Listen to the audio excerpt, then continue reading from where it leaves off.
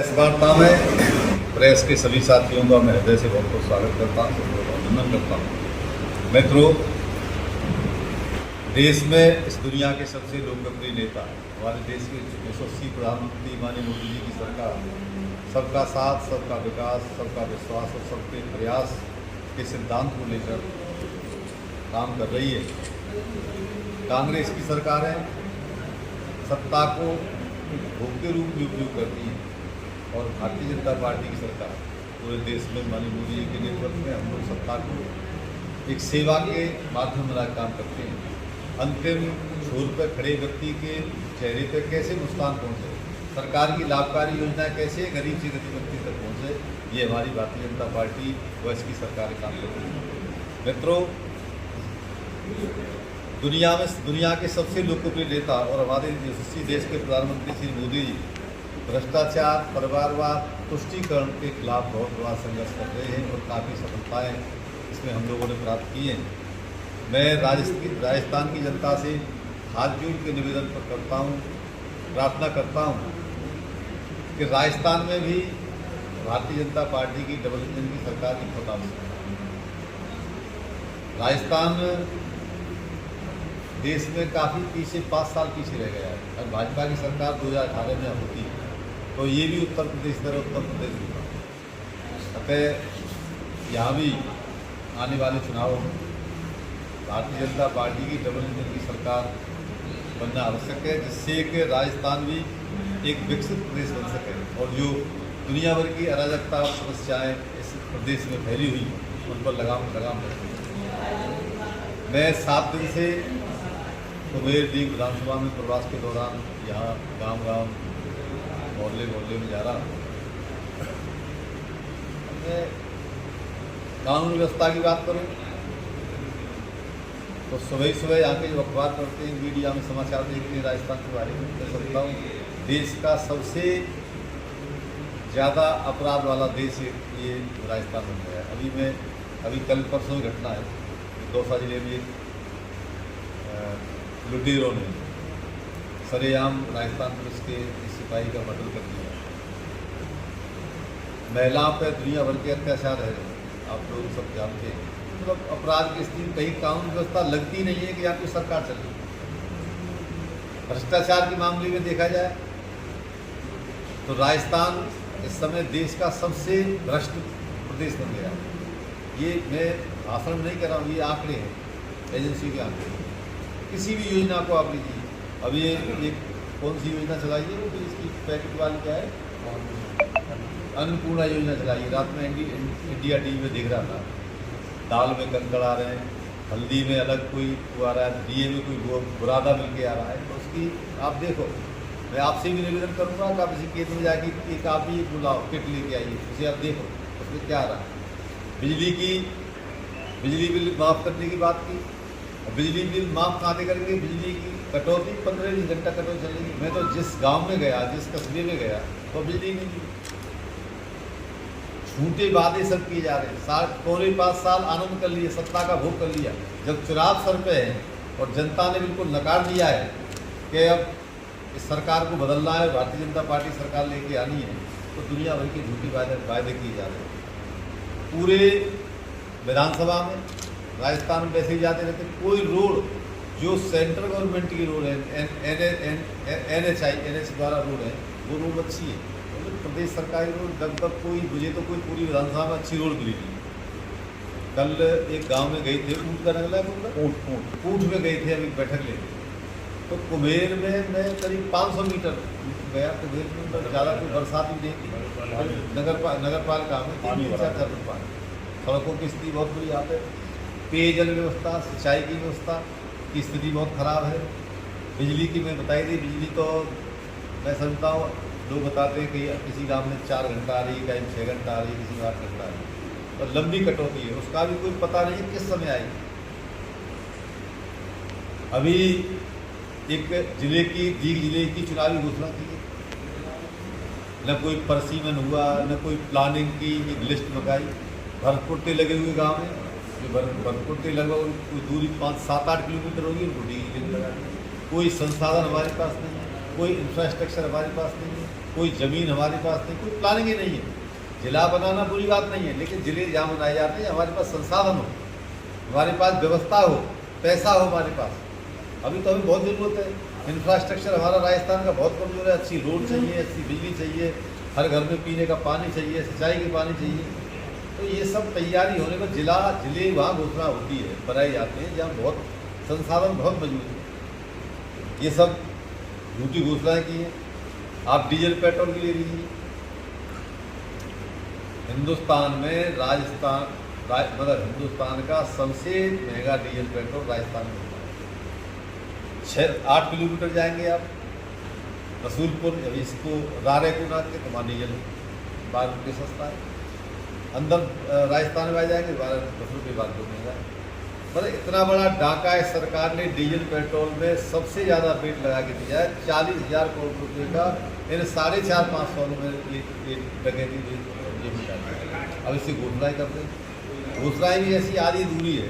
भाई कांग्रेस तो कोई जन कल्याण का बात कर ही नहीं सकती है। ये तो पूरा जीवन गरीबी हटाओ को नारा देते हुए निकल गई। कभी कांग्रेस जन कल्याणकारी योजनाएं ला ही नहीं सकती। जन कल्याणकारी योजना लेके आई, किट लेके आई, खाने किट लेके आई, राशन किट लेके, उसमें ही भ्रष्टाचार हो गया। क्योंकि यहाँ तो कांग्रेस का हर कार्यकर्ता, हर नेता मुख्यमंत्री है। कोई यहाँ कोई ऐसा तो नहीं कि बढ़िया उसके ई टेंडर हो या कोई बढ़िया बड़ा अच्छा गुणवत्ता की कोई काम हो। यहाँ तो अपने लोग प्रत्येक जिले में विधायक मुख्यमंत्री के ऐसे काम कर रहे हैं। यहाँ स्थानीय विधायक की, यहाँ मंत्री भी है, विधायक भी आप देखा होगा। पेपर लीक मामला कितना बड़ा पूरे देश में गुंजायमान है। इसलिए मतलब मैं एक बात करूँ तो काफ़ी मुझे राजस्थान के बारे में साथ पूरी जानकारी दी। जनता पूरी तरह से सरकार से त्रस्त आ चुकी है और उसने मन बनाया है कि अब के आने वाले चुनाव 2023 या भारतीय जनता पार्टी की सरकार बनेगी निश्चित। और मैं कुम्हेर लीग विधानसभा का प्रवासी होने के नाते आपसे ये दावा करता हूँ कि कुम्हेर लीग विधानसभा की जनता ने अब के भारतीय जनता पार्टी का प्रत्याशी लाने का मन बना लिया है और निश्चित ही 100% अच्छे मतों से यहाँ लीग कुम्हेर विधानसभा में कमल का फूल खुलेगा। आपका पुनः बहुत बहुत स्वागत है। नमस्कार। आज की इस प्रेस कॉन्फ्रेंस में मैं सभी मेरे मित्रों का मैं बहुत बहुत स्वागत करता हूँ। हम आज ये प्रेस कॉन्फ्रेंस डी कुम्हेर विधानसभा के हालातों को लेकर कर रहे हैं। डी कुम्हेर विधानसभा में जैसा हम जानते हैं कि अभी वहाँ पर पूछरी एक पीएससी है और एक डीग में सीएससी है। उन दोनों की स्थिति ऐसी है कि दोनों में डॉक्टर तो लगे हुए हैं 7-7, 8-8, लेकिन एक भी डॉक्टर सीएससी पीएससी पर बैठकर मरीजों को देखने का काम नहीं करता। अगर इमरजेंसी में कोई प्रसूता वहाँ पर पहुँच जाए तो उसको देखने वाला कोई डॉक्टर वहाँ पर उपलब्ध नहीं होता। और सरकार ने वेलनेस सेंटर नाम से पूछरी को घोषित कर दिया।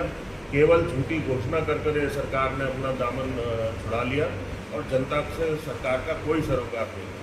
इसी तरह से ही कुम्हेर की अगर हम बात करें तो कुम्हेर में एक बाईपास की झूठी घोषणा कांग्रेस के विधायक द्वारा, मंत्री द्वारा, मुख्यमंत्री द्वारा की गई, जो आज तक धरातल पर नहीं है। उसका सर्वे तक का काम आज तक शुरू नहीं हुआ। और हम बात करें जो जिसका बहुत बड़ा क्रेडिट लेने का काम ये करते हैं कि डीग जिला कांग्रेस राज में बना, डीग जिला बना, उसकी सबको खुशी है, लेकिन इस पर होमवर्क इन्होंने ढंग से नहीं किया। जैसा हमारे विधायक जी ने भी बताया कि भरतपुर से लगी हुई जो तहसील है रार है, उसके भी पूरी तहसील को डीग जिले में इन्होंने जोड़ दिया। और उसके बाद डीग जिला बनने के बाद केवल कलेक्टर और एसपी बिठाने से क्या जिले का काम चल जाएगा? इनको अगर जिला बनाना है तो जिले में इंफ्रास्ट्रक्चर डेवलप करना होगा, जिसकी अभी तक इनकी कोई तैयारी नहीं। डीग जिले के अंदर कहाँ पर ऑफिसेज बनेंगे, कहाँ पर क्या होगा, उसके लिए अभी तक कहीं पर किसी तरह की प्लानिंग नहीं की गई है।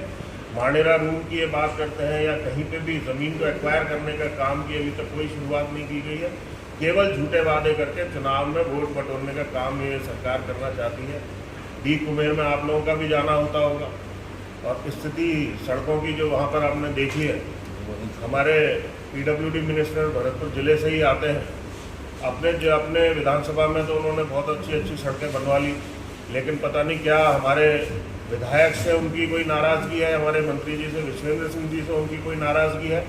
कि क्या कारण है कि हमारे डी कुमेर विधानसभा के अंदर सड़कें बिल्कुल खस्ता हाल है, बहुत बुरा हाल है।